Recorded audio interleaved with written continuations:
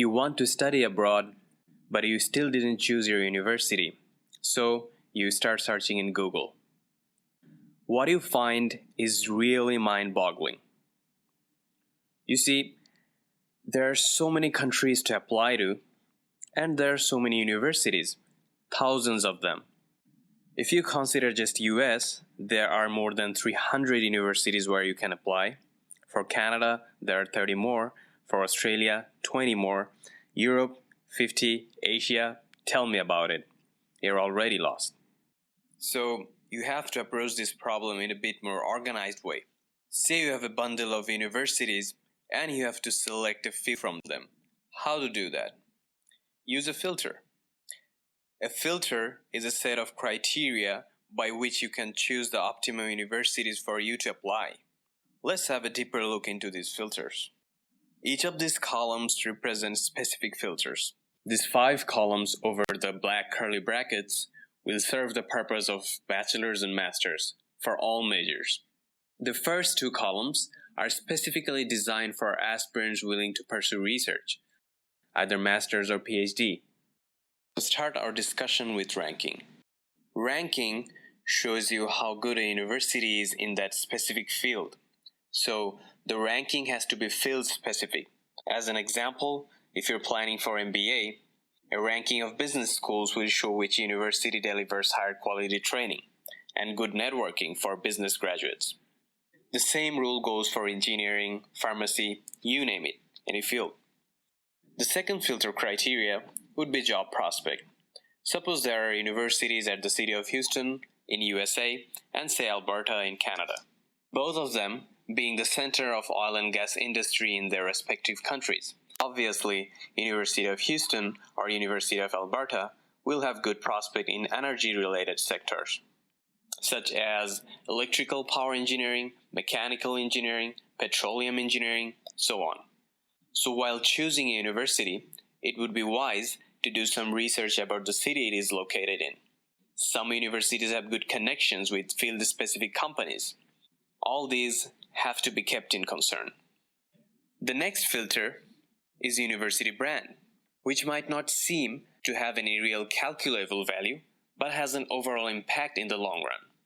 University brand is something which cannot be measured quantitatively. Say Harvard might not have the best ranked electrical engineering degree offer, but Harvard is Harvard. A Harvard graduate will get the advantage of great alumni connections, national and international exposure or accreditation, and above all, a brand value. The last 2 filters are to solve a bit more mundane problem. For people who are studying with self-funding, well, for even people with financial aid, expense is an issue. While doing a university search, one should have an idea of the tuition fees and a basic idea of the living expense of the city. Some more location-specific questions would be, how is the climate of the city? Is it too dry, too windy, too cold? Some might be allergic to extreme cold weathers, and they surely don't want to go to Saskatchewan province of Canada, where the temperatures fall under even minus 50 degrees Celsius in winter. If someone aims to settle abroad, they should also consider the facts like ease of immigration, ease of job visa options, living standard of the city, average income to expense ratio, etc. As we said earlier, the last 2 filters aren't the most crucial ones, but do carry some significance to get the whole picture. Many students we encounter need financial aid for their higher studies, and for them, choosing a research-based degree is a good option. For them, the first criteria would be research interest. Suppose you have passion in nanotechnology, so you should look for nanotechnology-specific ranking, right? Then look for great researchers who have recently contributed in your desired field. The faculty or professor's profile shows how good he or she is in their research field. A good researcher has a good outreach, good connections with governmental organizations or big companies to sustain their fund for a long time. All these can be found in faculty's profile in the university website. The next criteria would be funding opportunity. Some universities might not have a great ranking, but might have good financial aid options. To get an idea of financial aid, if it is available in an university, one can look at fiscal research expenditure of that university. The term is fiscal research expenditure. This info should be available at the university website. And of course, as a golden rule of these days, networking always helps. If you have elder connections from the previous batches of your alma mater studying abroad, you can always ask them of funding options available in their university, and they can give you the latest pinpoint update. Now, although we have organized these filters separately, they do have interesting correlations with them. Suppose it is highly probable that a good ranked university will have faculty with good research profile working with them. Then, that faculty with good research outreach might be able to bring some more fund to the university, in the process increasing its funding options. This money can again be used to improve the overall rank of the university. A long-term good rank and good alumni creates a brand.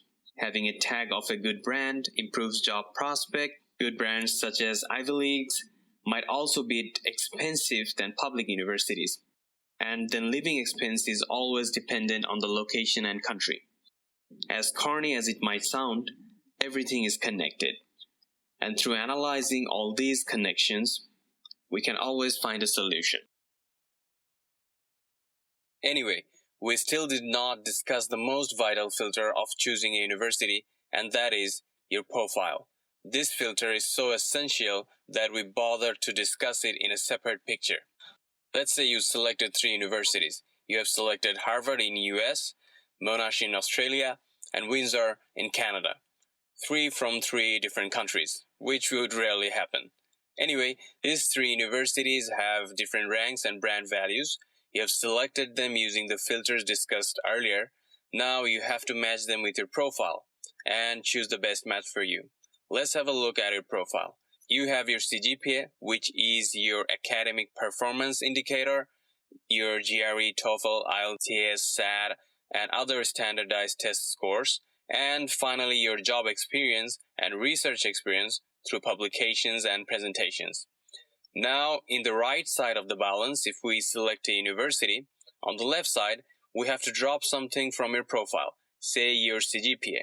If your profile isn't heavy enough, your application might be considered too ambitious for the university. Now, say you drop your GRE, your TOEFL scores, or 1 or 2 publications. The whole scenario changes.